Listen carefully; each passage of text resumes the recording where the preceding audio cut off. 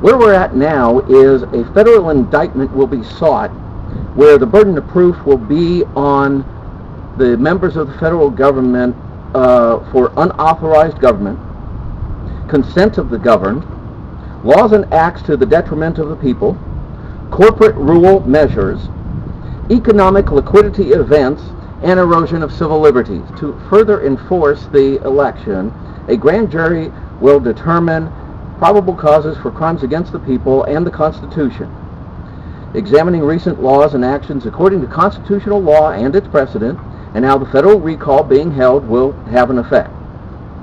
Now, the location of the court will remain secret for security purposes.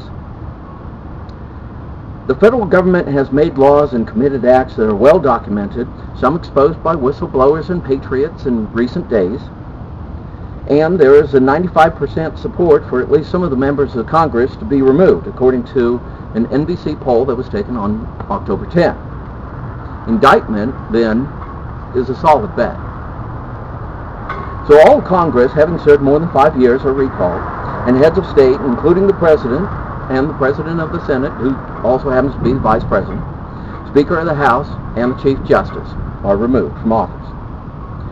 Speaker John Boehner is stripped of pay and benefits as of September 20th filing for cause. Voting will take place at each local elections office on January 14th, and any Secretary of State or elections officer that has not complied will be included with the federal indictment.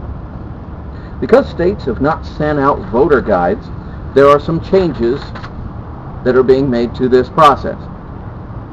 The nomination filing is extended for most offices as follows.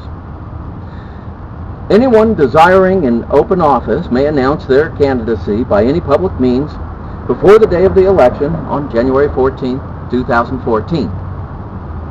Candidates are encouraged to keep a tally of the election at each location and post their findings online. Any discrepancy of the election results for seats of Congress will be determined by the midterm election later in the year, but those congressional seats will remain vacant until then. Now, the newly elected president will appoint the vice president and chief justice following the oath of office. The new president must do so based on these revised rules of the federal recall and can only appoint a vice president that comes from rich or wealthy status, according to the laws of acts in equity.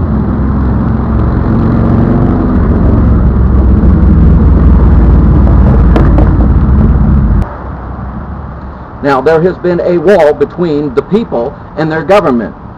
Former Speaker of the House, I have torn down this wall you have built and shifted the balance of power back to the people. The ball is not going to be in your court ever again. The people have spoken. Everyone who did something great had to do something unusual. Let it be clearly understood. I am an officer of the Constitution according to the laws of the people and the Constitution, and I retain full executive, judicial, and legislative authority. Rules of the federal recall do not permit me to open the election to more candidates where at least one is filed for nomination for that office, and the seat of president cannot remain vacant by law and will of the people. I'm the only one that is filed for nomination of president by the November 25th deadline. As such, the people will only have one option for president due to the unique circumstances. Now, this brings me to my last point. You should be made aware that there are counterfeits. The American Revolution 2.0 said they want the removal of regulations and to oust just the president. Their effort is partisan and not founded on the authority to revoke powers of the federal government. Thank you. We will update the press with any developments on our website as soon as we have that up. So when this is posted to YouTube, we'll present the new address for that. Thank you.